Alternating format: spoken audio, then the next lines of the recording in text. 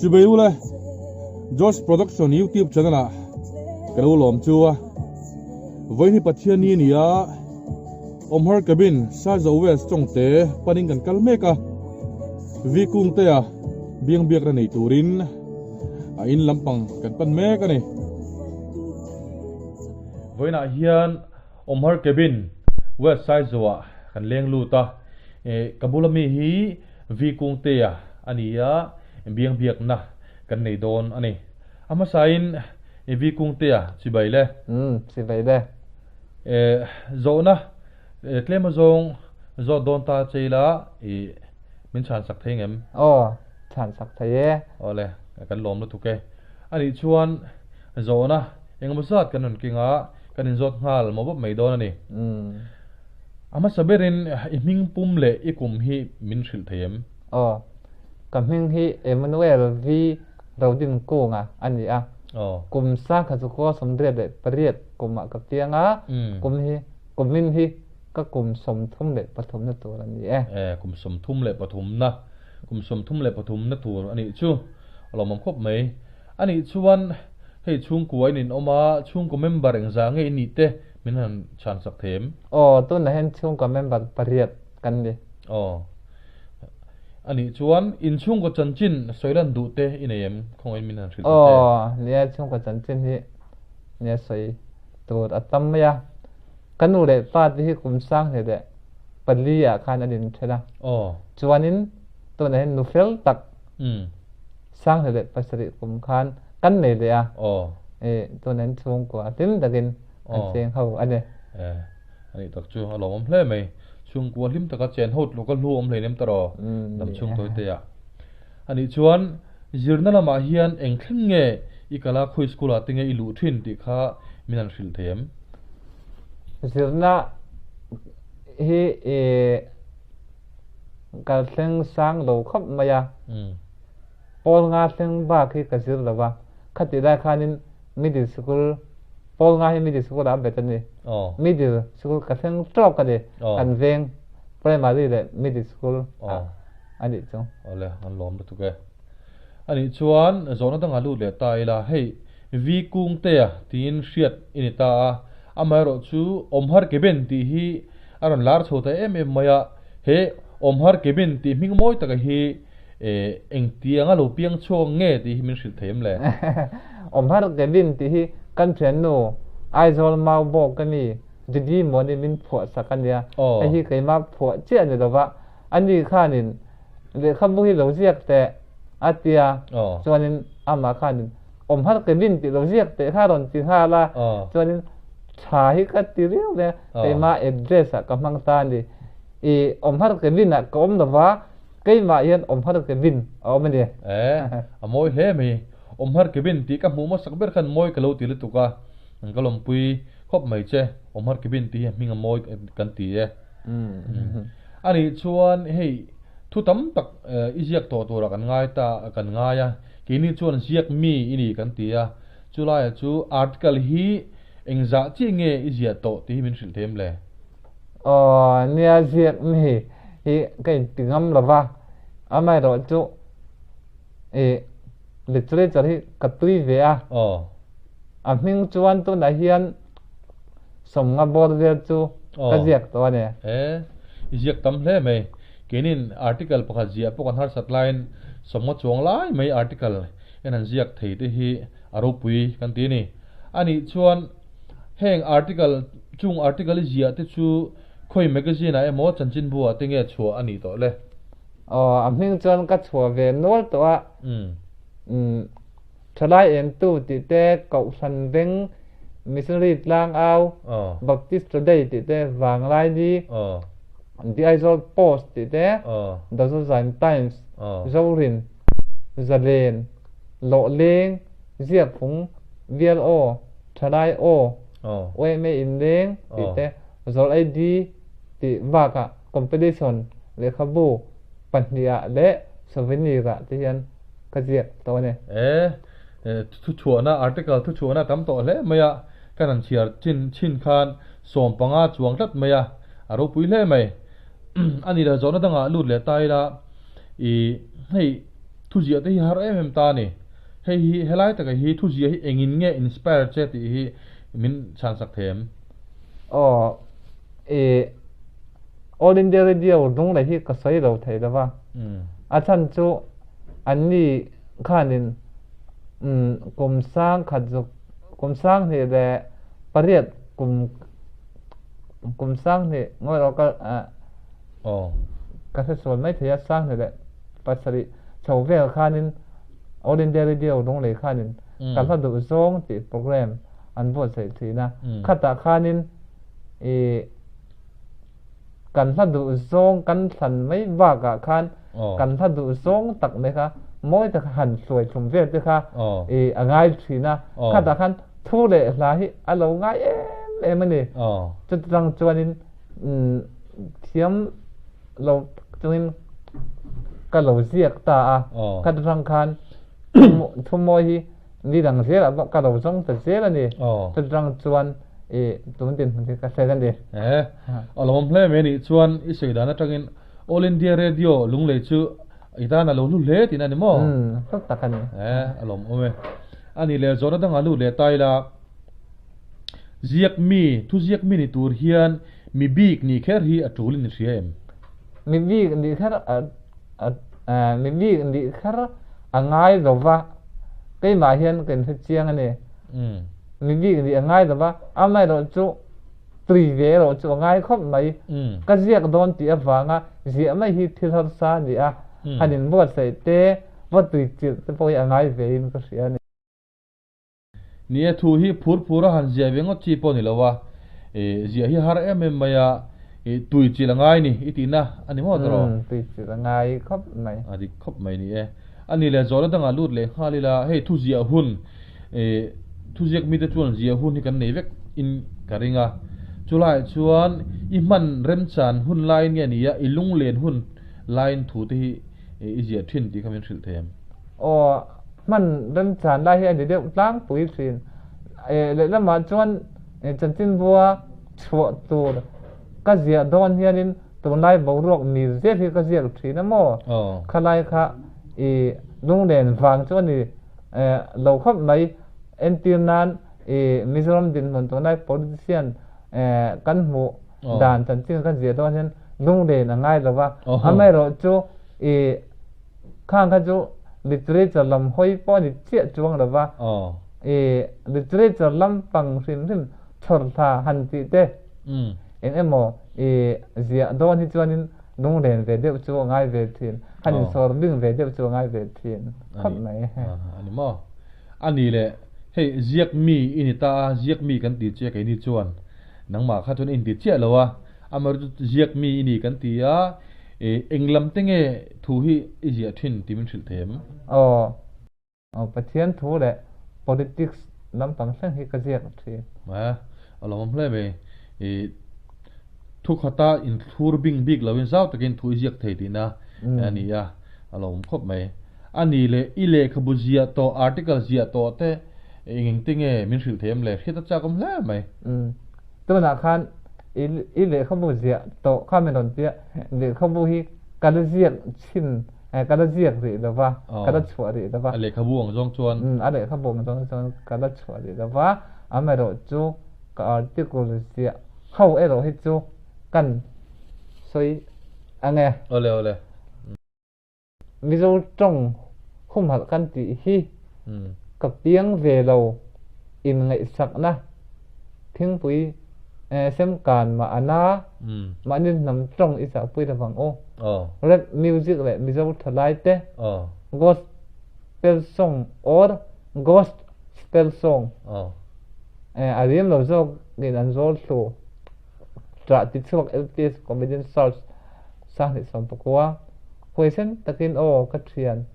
dom lo thei re kan lo suma ka boy lo mi ho sa kani Dr. LN.Tluanga thuziak na Aizawlah Aizawler book review ka ziaka cheng hemi novel book review ka ziak boka party zon kara ro thu story book review ka ziak boka Mafaa Hauhnar ka ziaka khongai na ka thian tu tak kalung aleng to lo Mite'n tu nge ani miti Hnam pasal tha L.Malsâwma Colney adiam ve ta vang rin trong trai oda nuna thiang rim siam tu anhabi chian na politics hi luan liam Bethlehem dam I hoyang o pathian program poimo pathum Chanchin tha Mite'n tan MAL Book of the Year hi damlai dung phun hi zong na thak lanu o mangai na sei thia mena o thi na nun rong ti de lu ti hei MLTT Act ti kachin chia thai chuani atam hle me tuna karil run isoila karil run galo chiar ne ne me galo chin chia som thum panga chuang som li do ning ka ria chu lowa I article iziate han ngei tua chhuah thei lawang chi te poi nei tur I nei in kan ringa eng poni se article iziak tam hle me ti kha langa aro pui kan ti hle mai chuan zona dang alu le mai tai la hei Ziakmi ni ta thuziak tur article ziak tur te hian hul chang mihring chuan hul chang te kan lo nei thin ta ni ril ro lu thei lawang te kha tiang huna khan tiang hun lo thlen khat eng tiang nge in tuai thar dan ti kha hriat cha kom hle mai Ziakmi mi dang pon tha poma fa te pon tha wa hul chang an nei thi na ruan lan lo chang an nei ve thau thi na chu tiang bok jang kai po hi Ziakmi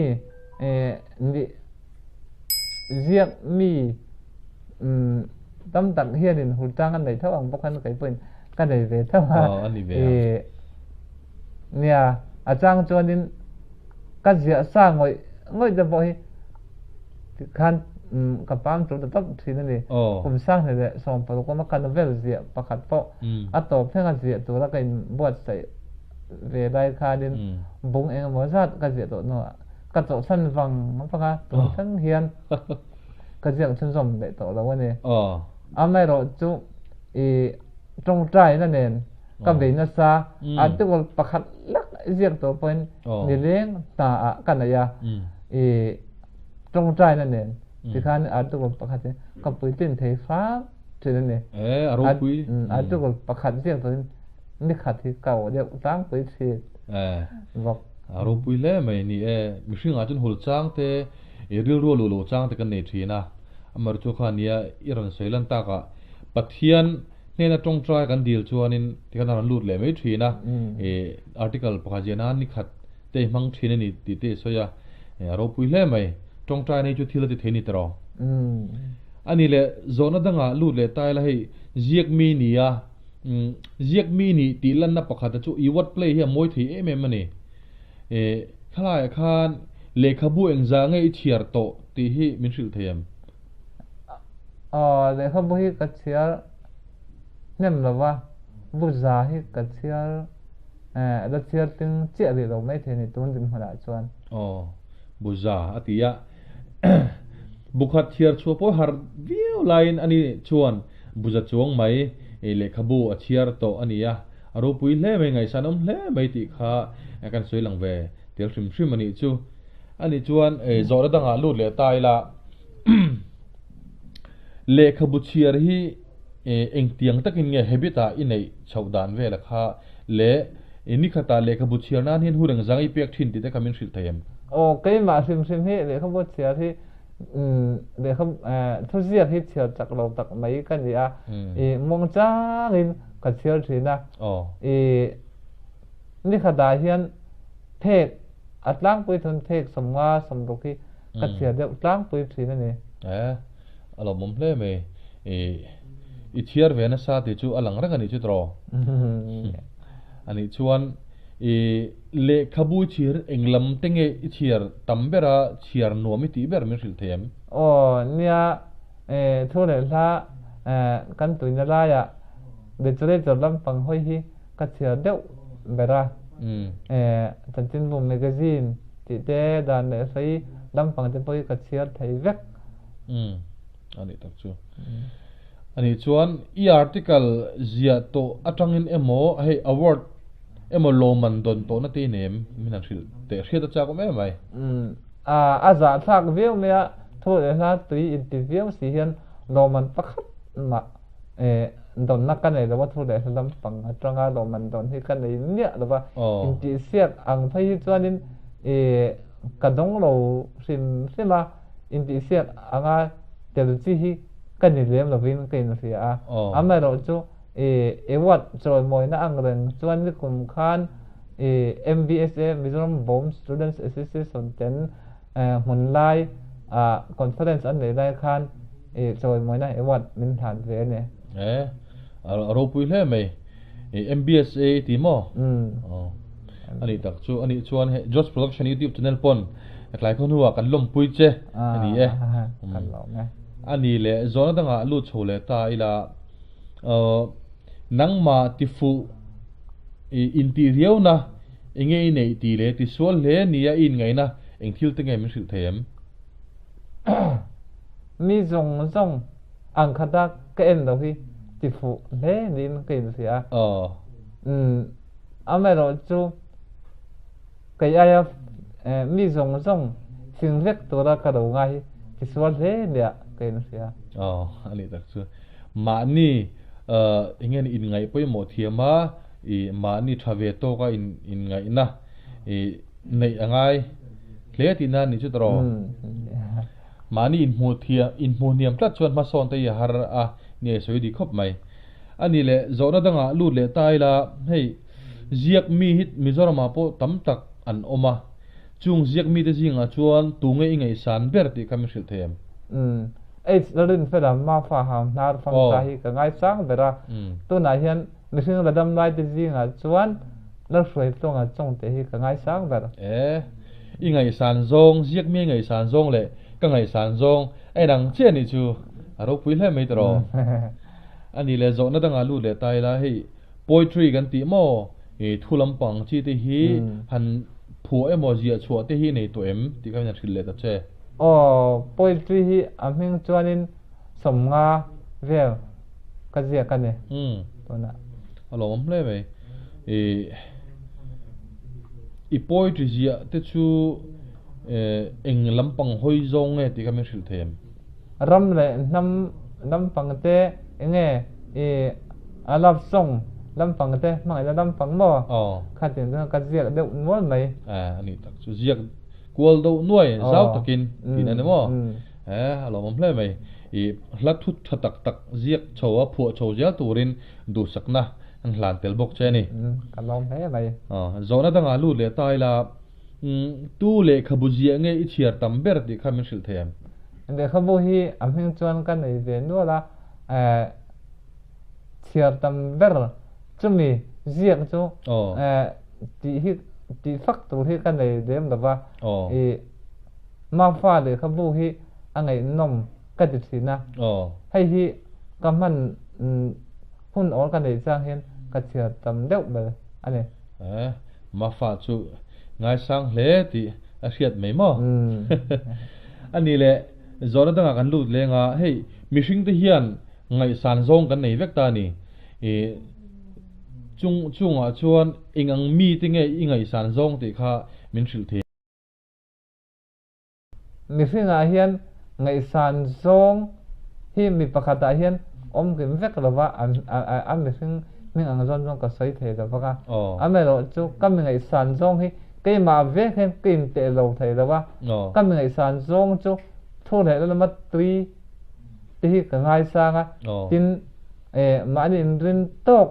tak nei ho hi ka ngai sang ve adik khop mai tro Ziakmi nia Ziakmi puite ingai sang aiza thiam ti i choi moi ti lang hle maya tin nia Mahni rin tok hi tha a chung mi te chum angai san omani tro ani chuan zona danga lu le tai la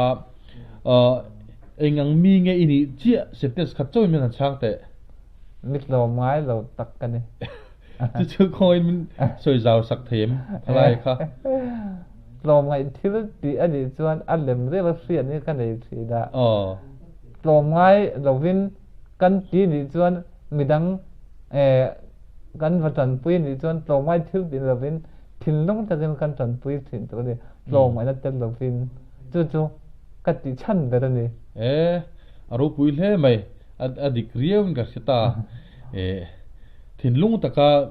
mi tran pui ko ngapo ni se thìn lung ta kan vati na kha lu ni tro ani chuan zona pakhat tunami ka zona turte hi ka cha khop maya ngun ta ke mi ngai to sakla menan chang turin kan ngen masale che ni chu zona chu mi ti hian eng piang zong nge ria cha se lai du politics lama tui mi pathian thuram panga tui mi ti le literature lama tui mi ani ti min se ka do ani mo ani chuan Mizoram chau ni lo kho velang zong thir tai la politician a tu ngai san ber misil them Tripura chief minister ri manik sarkar kha ka ngai sa politician zinga Tripura chief minister hlui manik sarkar mo ka kha ingai san ber ti soya ka kha ingai san chan kha tloi tein min sei sak them ani hi mi se tang ka se danin pathian nei pathian omding lo ethis ani an te chu jung chuanin an hain arin om le ema sumle pai po nei rawa an pui po sai garin office academic finan tia ama hian sumle pai nei rawa ru na ko nga hian afifi ma chu ka ngai sana chan ani tunai kan politician tam tak ti hian ama hi enton na chang se ka du khop mai ro pui khop mai ni ru lo mi te politician a tunla chuanin an wang te la kan soi solom lo we chung zinga ru lo mi politician India ina kan nei te po hi alom hle mai tro ngai sanom hle mai ani le hei hun top lam kan nai anga zona tam tak zona om tam tak ala oma amaro chu kan hun te tam lo wangin kan du tok don hnayanga tin thlir tu mi pui te pon V Kungtea Chanchin a hriat cha ke mo hriat du in nei ni chuan he number kan helai kan dang hian in ron be menga zona le ti veng ti te bok ha charin om thein karinga a theingem thayang alo mom lu tu ke ti khan zona nei chuan a hnuai hian number kan da hian in lu be pop don nia chuan a to bera chuan n2 te hriat atana soidu emo engthil po ni se soidu ni chuan khong in min soi sak ta che hei van sak ta den voina George production if channel ten in kom hun ram chang tak min sem sak awangin kalom hle mayan he channel hi ammunama nangni pon in lo thlir venga in lo sianga lo subscribe veula in thian te le in amna group of pianga lo share veula ti kha ka soi duwa tin he channel hi tlûng taka akal je thena tu le midang ta na L.Malsâwma ani je thena turin lalpan L.Malsâwma je ro se alomom khop mai rin lo lama kan YouTube channel te min ngai hlut saka minan fak sak inhena polom thu kan soi ni ka lo me ole ti zong kha tun hunata na thu zia lama tuimi V Kungtea Awmhar Cabin biang biak na kan nei thei